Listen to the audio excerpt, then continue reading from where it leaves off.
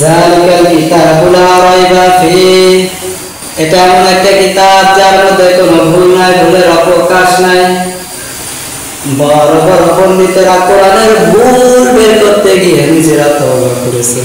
ভারতের একটা সন্তানের নাম শিব শক্তি স্বরূপজি অক্সফোর্ড বিশ্ববিদ্যালয় থেকে অনেকগুলো ডিগ্রি নিল। আরবি ভাষার ডিগ্রি, ফার্সি ভাষার ডিগ্রি, হিন্দি ভাষার ডিগ্রি, ইংলিশের ডিগ্রি নিয়ে দুনিয়ার সব ধর্মের কিতাবগুলোকে রিসার্চ করলো। তাওরাত, জবুর, ইনজিল, মহাভারত, বেদ, রামায়ণ, টিকানিকা, কোরআন রিসার্চ করার জন্য কোনো রকম চিন্তা করলো, সব শেষ।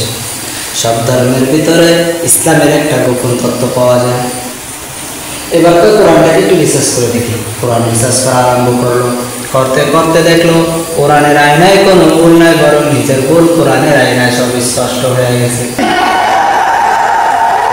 মুসলমান হয়ে যাবে ফাইনাল, অন্তরে মুসলমান হবে, ঘোষণাটা এখনো দেয়নি।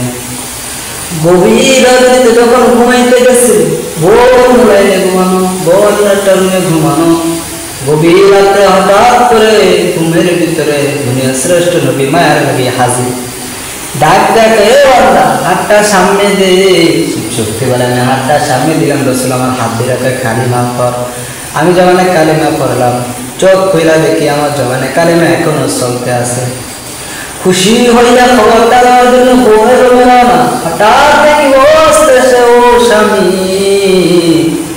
দুনিয়ার মায়ার নবী আমাকে কালেমা পড়াইয়া মুসলমান বানিয়ে দিছে।